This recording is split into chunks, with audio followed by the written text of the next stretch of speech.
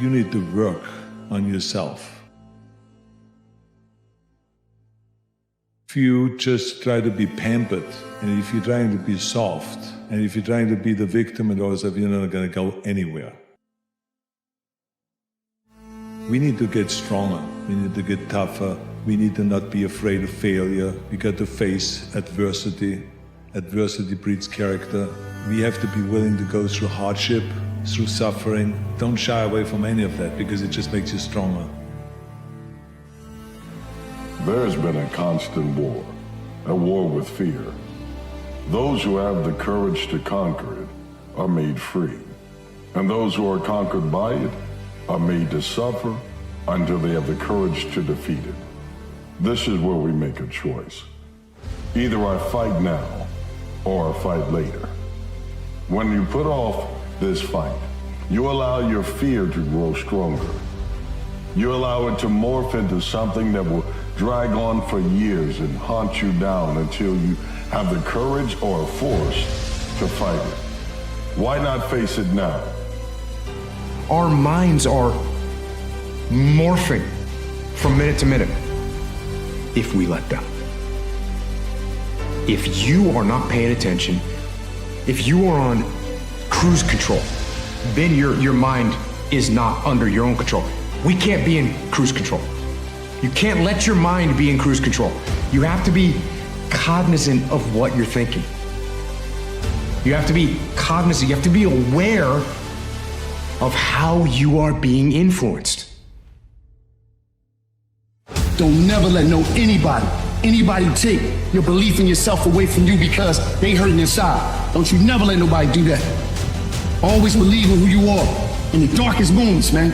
In the darkest moments, when you at that pain, when you at the bottom, I know that you're gonna get back up. But you gotta believe that you're gonna get back up. Make it a resolution of discipline to get better, smarter, healthier, more productive, to eat cleaner, live more, to go and do. Don't waste your life. Set your goals high. Quit thinking about what's wrong. Start thinking what's right. Love a little more, hate a little less. You have no idea what you're capable of doing.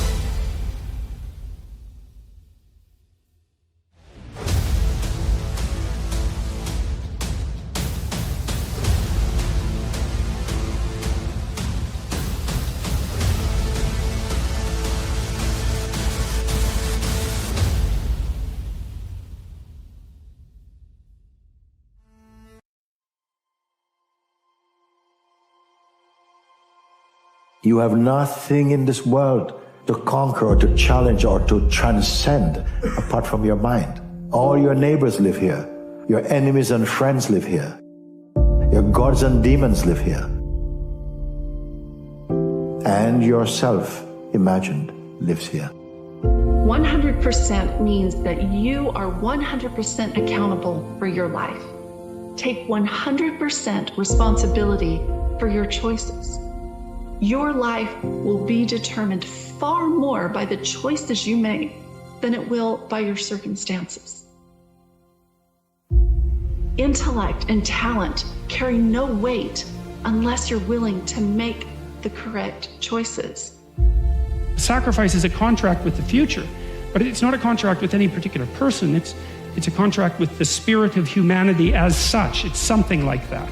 And so when you think about it that way, that should make you faint with amazement, because that is such a bloody amazing idea, to come up with that idea that you can bargain with the future. We suffer, what do we do about it? We figure out how to bargain with the future.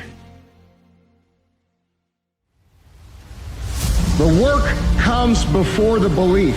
And what that actually means is that you're going to have to do some work, and you're going to have to keep doing it, and you're going to have to do it when you're not seeing a result, and then a result will begin to sprout as you do this. You're going to have faith, all right? And when that result starts to sprout, you start to have some belief. You say, hey, shit, I can do this. This is actually working. And then you work a little bit more, and a little bit more success sprouts. And that's how this goes, and that's what that saying means. Control the things you think about. You can actually control how you feel. You can control what you think, and you can definitely control what you do. Do not be a slave to influence. You gotta be the master of your mind. You gotta control your mind. You gotta exercise mind control. That means you gotta pay attention and be aware all day. That's what you gotta do.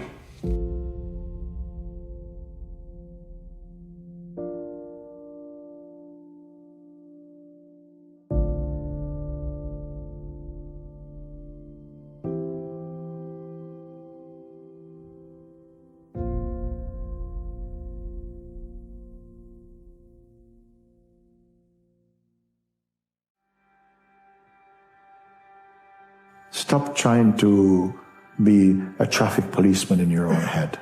Let it run. Just remain detached like you're witnessing.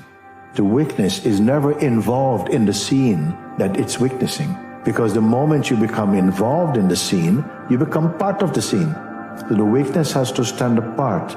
Just keep witnessing first your traffic, the mind stuff, and it's daily. It's your family, friends, a job, and money, things, and weather, everything that's coming up.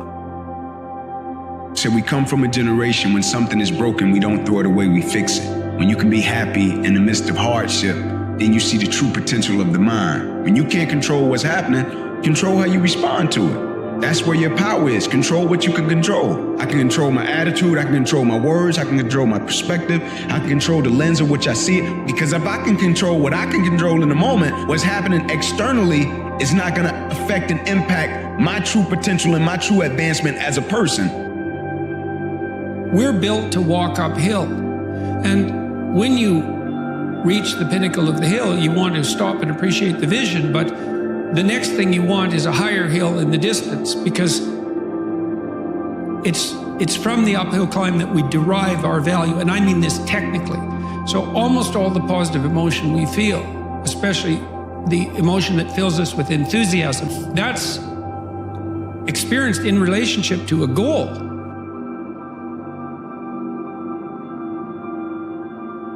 You want a goal that you can never attain, right? So you can always move closer to the goal that recedes as you move towards it. Because as you pursue that goal, you put yourself together and your life does get better and richer and more abundant. Your life and you are entirely up to you. You will eventually live the life that you design. So give 100%. It will bring fulfillment and hope and light and joy into your life, regardless of where you come from, regardless of those traumatic or difficult circumstances that want to weigh you down and pull you away from your purpose here in life. When you give 100%, you will change your story. And I ask you this question, do you really love yourself? And the reason I'm asking you this is, if you really loved yourself, would you still be accepting less? If you really loved yourself, would you still be settling for less? Would you still be doing less? Would you still be around less? Would you still be that environment? Would you still be just accepting what the world gives you? Would you still just believe in opinions put on your life that have no idea the plan that God has for your life? Would you give a half-ass effort with your kids and parenting? Would you give a half-ass effort in your relationships, your friendships, your business? But the truth is, the matter is, we don't really love ourselves if we're not giving our best effort to ourselves. So if you're in this phase where it doesn't feel like it's worth it, where it doesn't feel like it's very fun, just remember, if you keep going and you do not let your feelings dictate what your actions will be, the results will always be there. Whatever your fear is, your faith is stronger. But the faith will only come when you put it into practice. You must test yourself against yourself and believe that anything that I come up against must also come up against me. You must be willing to stand on the shores of life and let the waves of problems, trials, and tribulations try to wash over you, and stand there on the shore and say, I've made it. I made it because I stood here and withstood all that came up against me. Life is full of battles. You'll always go in one. But when you go through it, you'll come out stronger. You'll come out faster. You're a warrior. And everything inside of you must become a constant conversation of overcoming, because war is coming. The war of your finance, the war of relationship. You must be willing to fight every way you can until you win. It's never over unless you quit.